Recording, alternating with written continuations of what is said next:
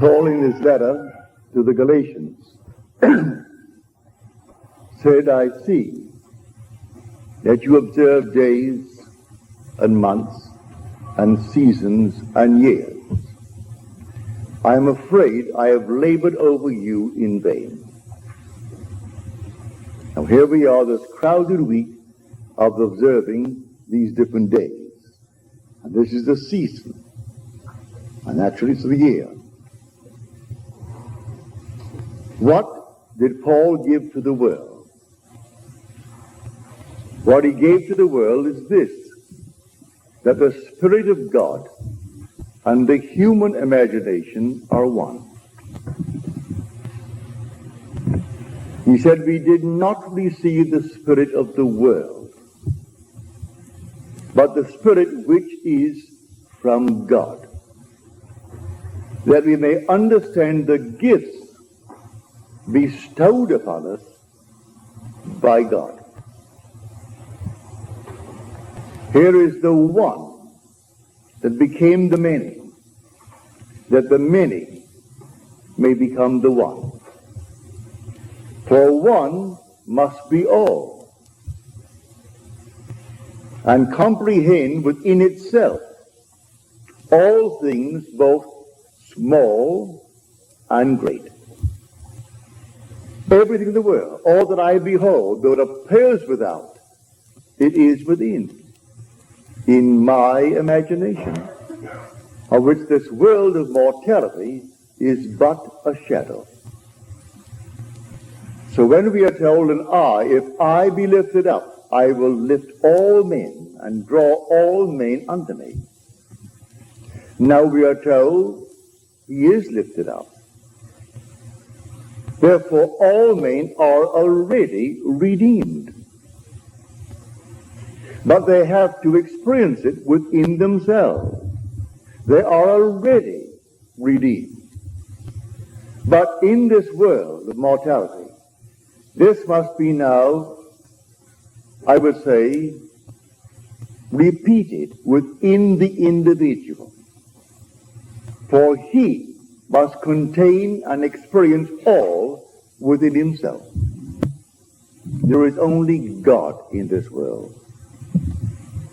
God only acts and is in existing beings or men. So let me share with you a story that was given to me last Friday night. This lady's husband's name is Ray. When I use the word Ray, I am speaking of her husband. She said, last year, Ray said to me, it's going to cost $1,000 to put on a roof, a new roof. We need the roof. Well, it'll cost $1,000. She didn't say they could not afford it. She just said, I saw the new roof. Right then and there, I saw the new roof. Then she said, I was working at my sewing machine. It's an old one, but it was adequate. It did the job. But I would like a new one, she said. And so I imagined a new one. Here's the old one, but I imagined the new one. Then I was putting away my tape recorder, and I felt how heavy this thing is. I would like a new, lightweight one. I put the old one away, the heavy one, but I thought I would like a new one that is light of weight. So I put away the new one that was light of weight. Then she said, Ray said to me, my new shoes hurt. He just bought them and they were hurting. But I wanted him to have shoes that did not hurt. That in my imagination. All this was last year. Then came the turn of the calendar year, and we had a robbery. No, they didn't steal the roof, but they took the other movable objects. And this past week I got a settlement from the insurance company, pardon me, for $2,050 odd. I now have my nice new sewing machine. I have my nice lightweight tape recording. Ray's shoes do not hurt. And there is money for the roof and much, much, much left over. Now, who instigated the robbery?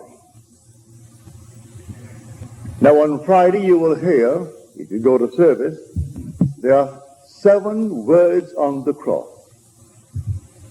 3 taken from Luke, 3 from John, and 1 from Matthew and Mark. It's the same one from Matthew and Mark, which is the 4th one. My God, why hast thou forsaken me?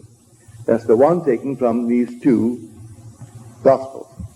But the first one used on the cross is from Luke. Father, forgive them, for they know not what they do.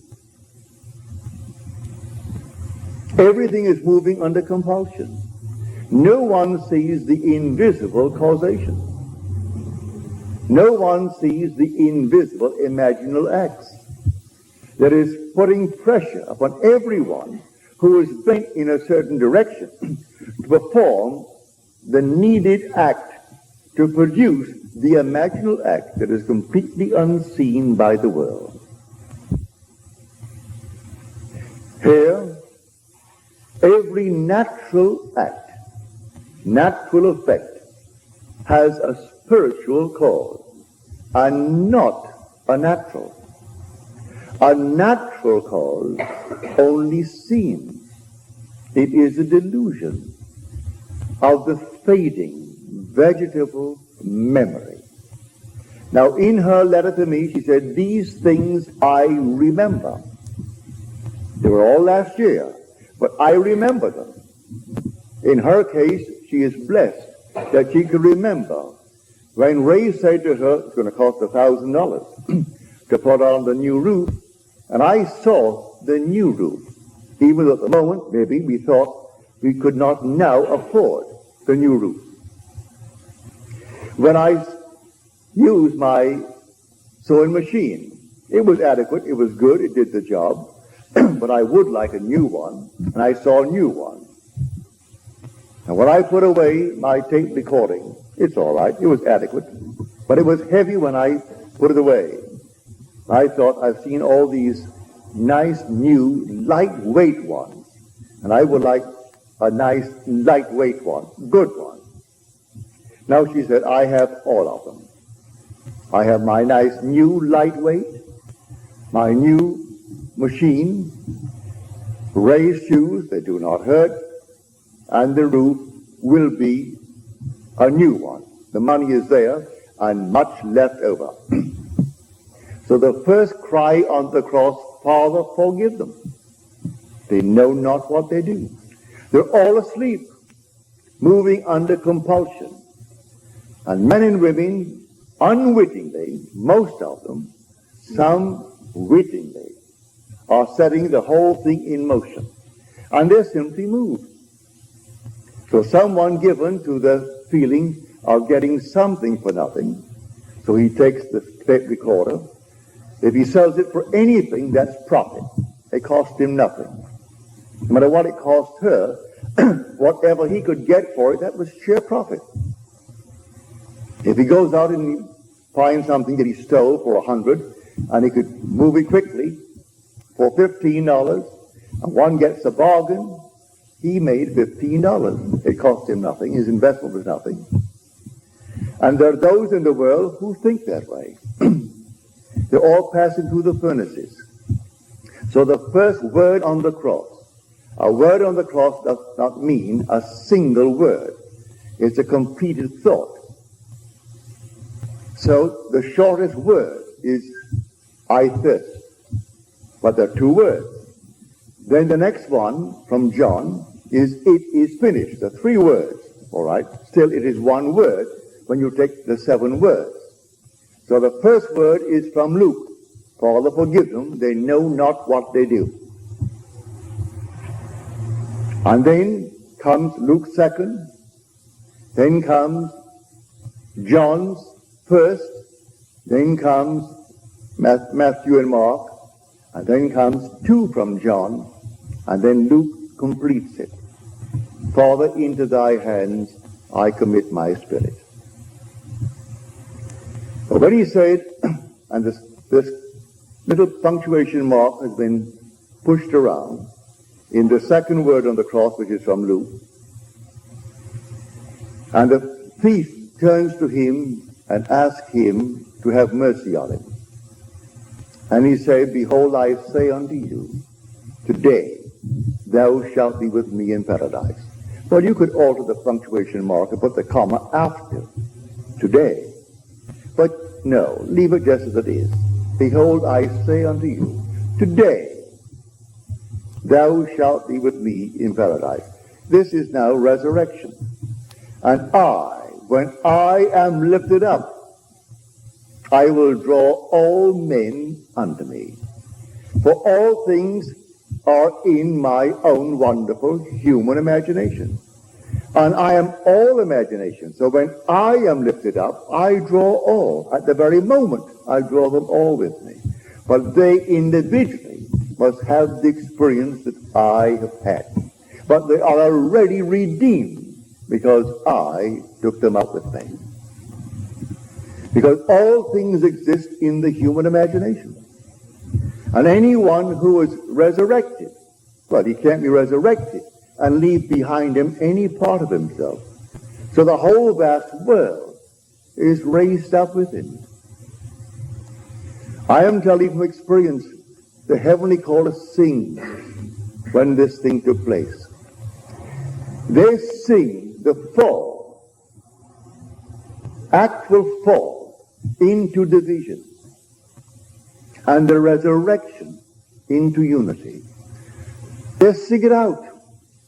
And then the regeneration through resurrection from the dead. They actually sing it out.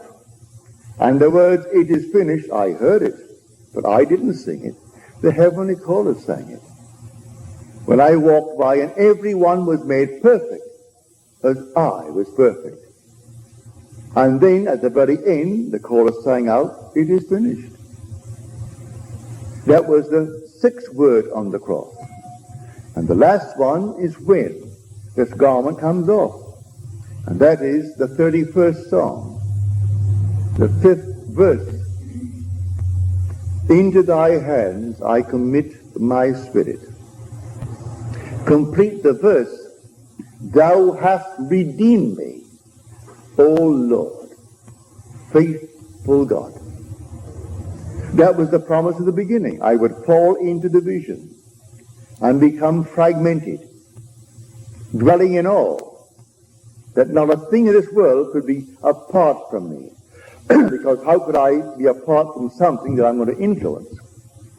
Because all things by a law divine in one another's being mingled. If I am not penetrating you now, I couldn't see you.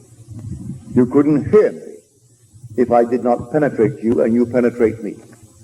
So all things by a law divine in one another's being mingled.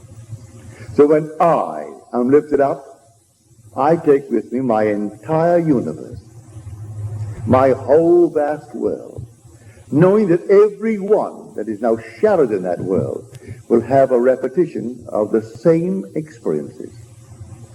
For one fell into division and then resurrected into unity, bringing all back together into the one. So in her case, I can't tell you how thankful I am that she shared it with me. That she could now actually feel that the robbery, which seemed at the moment of a shock, she lost the tape recorder, she lost this, all the movable objects.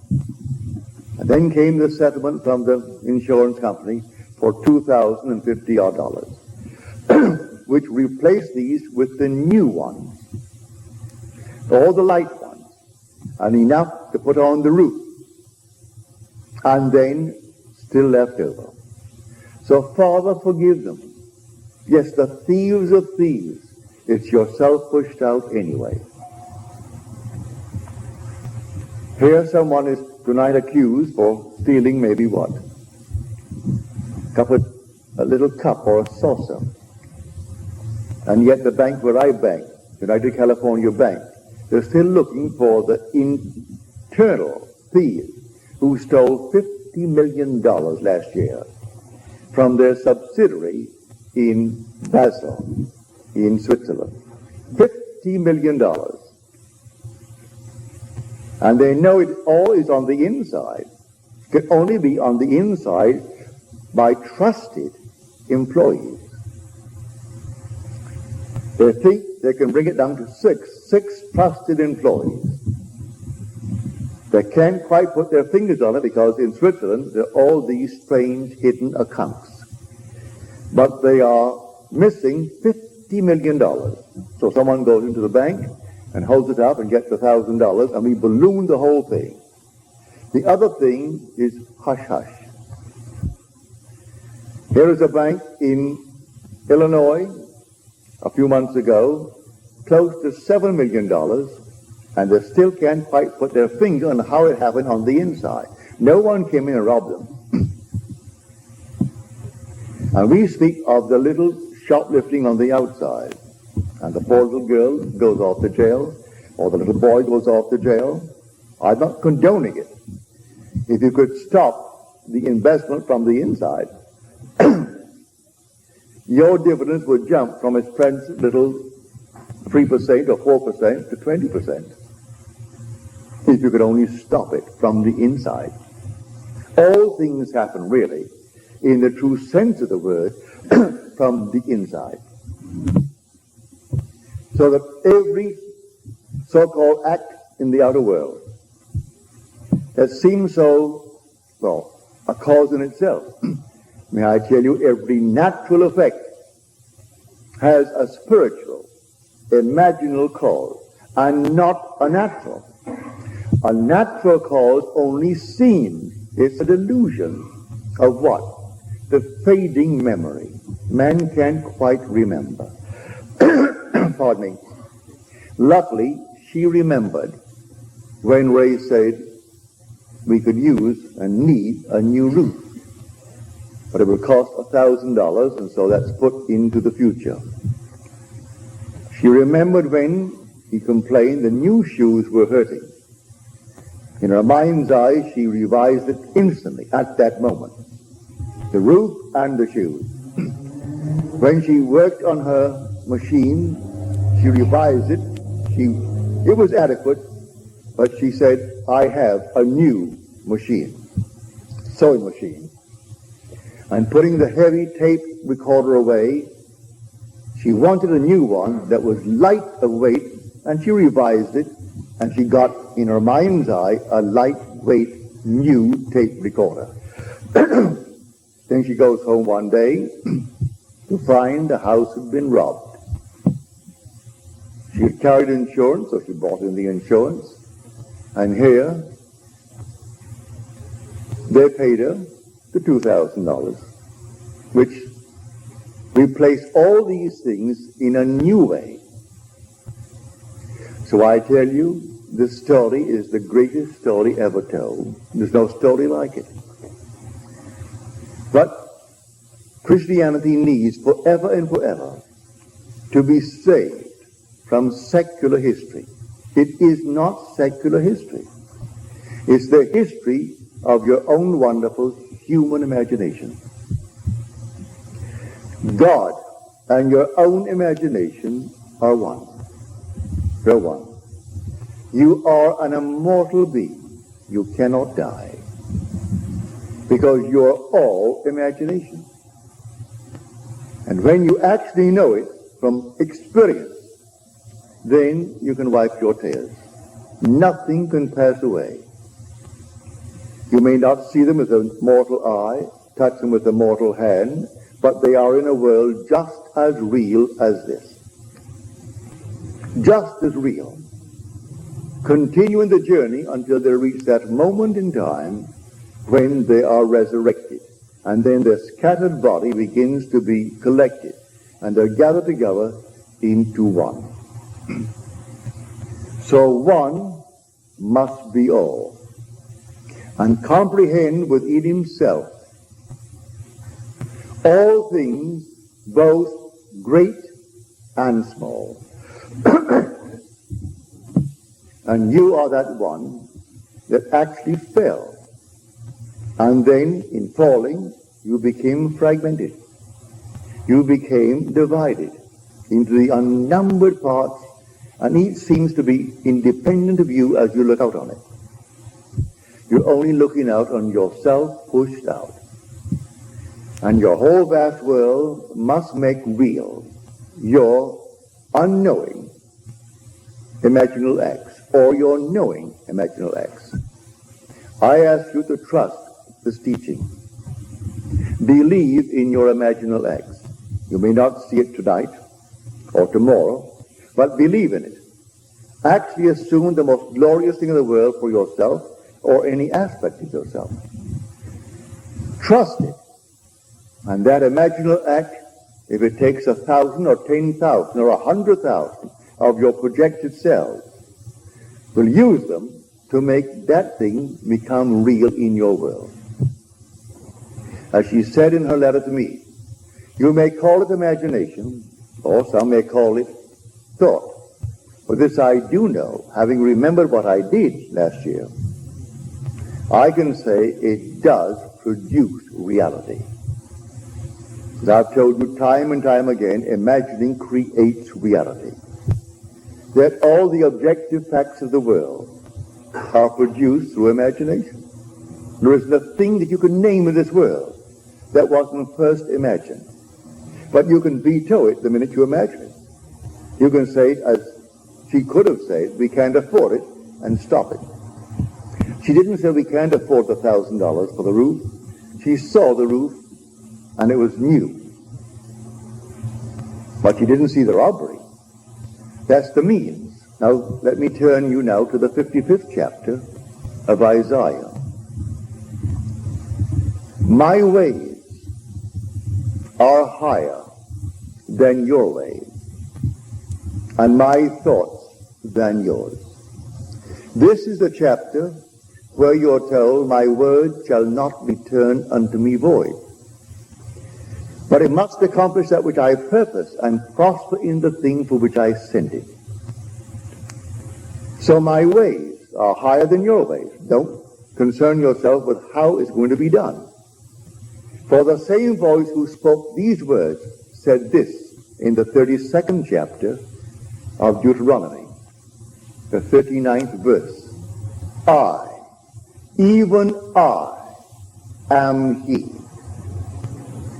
I kill, I make alive. I wound, I heal. I do all these things, and none can deliver out of my hand. He's playing all the parts. And if one is basically inclined to steal, he will use it to produce the necessary means to get the money to put on the roof. So she comes home and there was a robbery. All the things have been replaced with new ones and better ones as she desired them. At the moment it seemed to be a shock, but she set the whole thing up in motion, for she's the one who spoke those words. I kill and I make alive. I wound and I heal. And none can deliver out of my hands.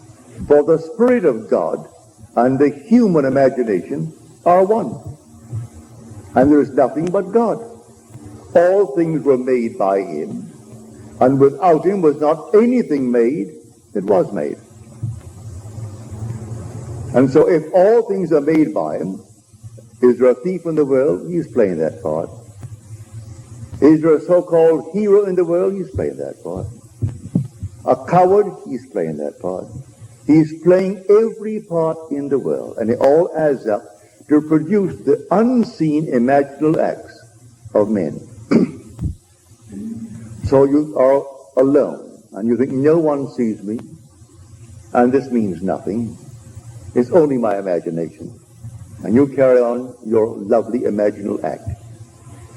And so that's it.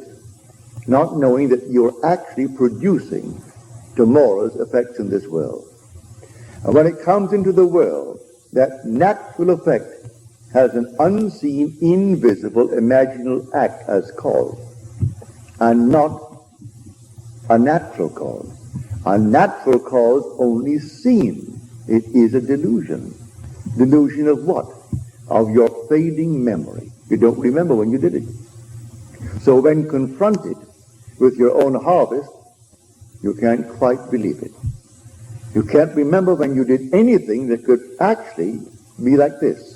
I didn't rob myself. I never thought for one moment of robbery to get the money. No, but I did see the whole thing done. And there are thieves in the world, all over the world, and they're all played by God. There is nothing but God. God only acts and is in existing beings or men. Now let me find that actor, because God only acts, and he is in all existing beings or men. Well, I'm a man. I've got to find that actor. For the thing that I see reflected in the mirror when I shave in the morning is a mask. That's persona. Now, who is wearing that mask? I answer, if you say, Neville, I turn around and I say, yes, here I am. But who is the being that is there? I am. That's my real name. But the mask is called Neville. But I will say, I am Neville. So the wearer of the mask called Neville responds. That being in that mask, behind that mask that no one sees, is God. And now the whole vast Christendom will celebrate this victory of God, that he actually died, literally died. But God's first attribute is mercy. And God turned death into sleep. And then rose the sexes to work and to weep. And so all the sexes rose as masks. When God died, he buried himself in humanity and died. And then his first attribute, mercy, turned it into sleep. That's what Blake meant when he said eternity exists. And all things in eternity independent of creation, which was an act of mercy. That was the merciful act, to turn death into sleep. And God is dreaming this dream. One day he will awake. And when he awakes, he resurrects. And then he gathers into his own being all his scattered being.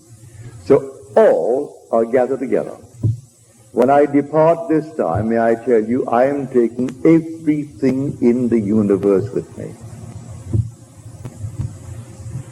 And when I am lifted up,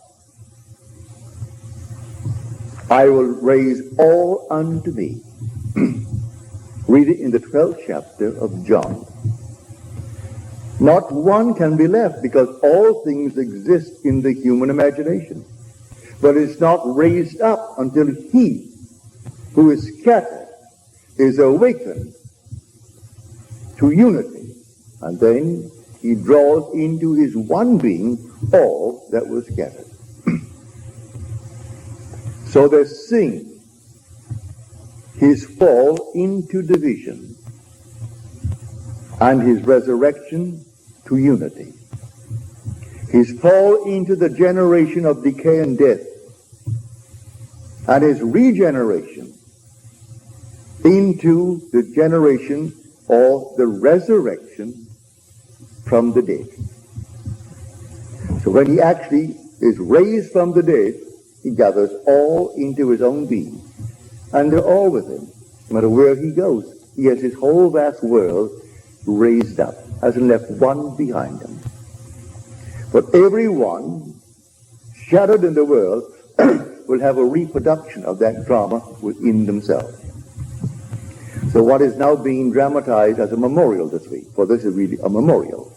This is simply a great memory, a remembrance of what God has already accomplished. And so they're perpetuating it through Good Friday, then comes the burial on Saturday, then comes the resurrection on Sunday. But the whole thing is done. It's all done. Only to be repeated in the individual, and then the individual, who is a semen scattered, becomes the unit, and he draws his vast world unto himself, and he is resurrected. So the one becomes the many, and then the many become the one. So whenever one is raised, he takes his whole vast world with him, even though it seems to be left behind. And every aspect that it seemingly is behind becomes the unit, and then it raises up. So one must be all. That is the story of the Christian mystery. One must be all. So the first cry on the cross, Father, forgive them. They know not what they do. And they do not know what they do.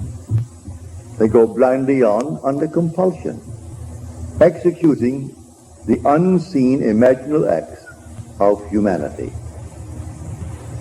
And they move under compulsion. To pick this up, I told the story. I was severely criticized for it by a lady at a dinner party one night when Fred Bales, who is now gone from this world, and he gave a party at the Ambassador Hotel. And I had told this story about 2 weeks before, and one of his great, I would say, contributors, who would come and always write a huge big check at the end of a year or end of a month to keep that going. And she was most critical that night. As I said, I didn't feel well that night at all. And she said, you know, I can't quite understand how you could take the platform, an audience of 2,600, 1,000 who could not get in, they're all overflowing, at the Fox Wilshire, and tell what you told concerning your wife. That was my first wife. I told a simple story to explain that everything in this world must be forgiven. I don't care what it is. When I met the girl who now bears my name, who is the mother of my daughter, the very first moment I met her, I knew she is going to be my wife. She didn't know it, but I knew it. I said to myself, she doesn't know it, but she is going to be my wife. We sailed for Barbados 6 months later, and she met my mother, met my family, met them all. They all loved her. That was back in 1936. In New York City, because of some archaic law, it's now passed. You couldn't get a divorce unless she was insane for 7 years, or adultery, and that's all. The Orthodox Christian churches have sewed the whole thing up so that it made life miserable and made everything simply, well, a burden to all. But when I met her, I had just such an entangled background. And here is New York City, the most archaic city in the world concerning its laws. I went to bed and slept as though I were happily married to the girl who now bears my name. I did not have any physical emotion with her. Just she was sleeping there and I am here, and it's blissful. I did that for 1 solid week. Then comes a telephone call from the court one morning, telling me that I must come down to this federal court on Tuesday morning. Well, I was groggy. It was early in the morning, and in those days I didn't rise as early as I do now. And so I just said, all right, and I hung up. After I hung up, I wondered, what on earth is all this nonsense? What have I done? I must be in court. I haven't received the summons. Not a thing. I must be in court. Well, on Tuesday morning that I'm supposed to be there, I made no effort to go there. And about 9:30, the phone rang. It's the court. And they say to me, you're supposed to be here in court this morning. We meet at 10. And I said, what on earth am I supposed to be in court for? They said, well, it happens that your wife is arrested. And we thought maybe you could throw some light on the reason for her arrest. That's why we're asking you to come down. Well, I wasn't shaved. I simply threw myself into the clothes and off I went to a taxi down to the court. And I got there just as they were bringing her in. Man whispered into the three judges, one judge's ear, that I was in the audience. The judge asked me to take you don't have to swear, but will you please take the stand and throw some light on the behavior of your wife? She tells me you've been separated now for almost 14 years. I said, yes. Is it a religious reason why you've been separated? I said, no, none whatsoever. We knew we were wrong the very first day we got married. We knew it was completely a failure. Right away. Then he read the case. She was picked up for shoplifting. They went to her home and found other things in her home. I said, what do you say for this? I said, as far as I'm concerned, I don't think that really she is a shoplifter. As far as I'm concerned, she just moved under compulsion, taking into consideration her age. She's 8 years my senior, and she's passing through a certain emotional state. And do be lenient. We have a son, and he lives with me. And I don't want anything to happen to his mother that would cast any shadow on his life. He is a wonderful boy. He is in my charge by law. He is in my home, lives with me, and I don't want anything to happen to her that in any way would reflect upon my son. The judge said, in all of my years on the bench, I have heard no plea by one for another who has every reason in this world to get her committed, because that in any other state would be enough for what he wants with the divorce. And yet he pleads for her. He sentenced her to 6 months, and then on my plea he suspended it. She met me on the outside and said, Neville, that was a very decent thing to do. Give me my papers. She knew I was looking for. And my dancing partner told her I was looking for to serve the papers and therefore to be scarce and move out of New York City. So she did. But she had to commit the act, and they had to call me and ask me to throw light upon that. How could I condemn her? Who was the actual cause of her shoplifting? I slept as though I were blissfully married to the girl who now bears my name. And I had to get the evidence. I had to get some reason to bring the action. And here my wife actually gave me the papers. I said, I don't have the papers with me. She said, I'm driving home to your place right now, and you can give me the papers. That's illegal, to serve your own papers. But she drove up to my hotel where I lived. I went to my room, came down to the lobby, and gave her the papers. Did my own serving. Now that is an illegal thing in this world. But then I got my divorce in the city of New York, then I could marry the girl who now bears my name. And when I told that, I told it only to tell people of that one word, the first word on the cross, Father, forgive them, for they know not what they do. They're all moving under compulsion. And the unseen causation is hidden from the world. They do not know who is treading in the winepress.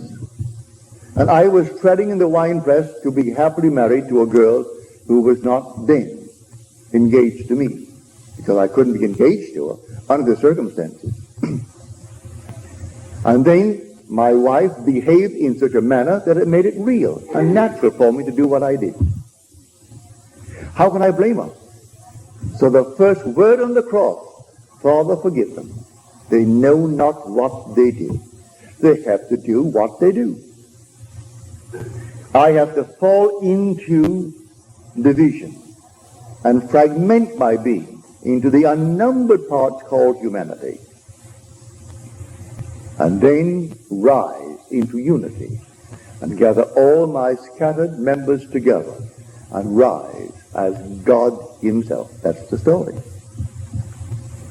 It is God who fell and God who rises. So I know from my own experience, nothing dies. Those who have not had the experience here, all right, they're restored in a world that is terrestrial, just like this. And they continue their journey until that moment in time when they're resurrected. And resurrection is resurrection into unity. And the outpictured world, the whole vast universe, is himself pushed out, is gathered together then. And they move up. And I, when I am lifted up from the earth, I will draw all men unto me. See it? This is the mystery of which we speak here night after night. You're not some tiny little thing that's pushed out. You are the whole. One must be all. And the day will come, you will find that you really are the all. So not one person in the universe could be outside of you when you are resurrected. Because as you are raised up, you raise all with you. And each will have the experience of being raised up, and all, eventually, will be the one. And in that day, there shall be one. His name one, as we are told in Zechariah.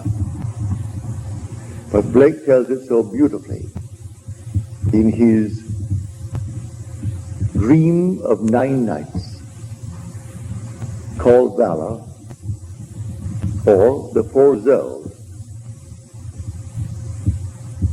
And then he tells a story of the falling into division. And when they're all gathered together, this one man they call Jesus. And they in him and he in them live in perfect harmony in Eden, the land of life. For you are the Lord Jesus Christ, whose resurrection they're going to celebrate this coming Sunday. You tell that to the priest that slapped you. Tell that to any minister. Because they are sound asleep. They do not know who the Lord Jesus Christ is.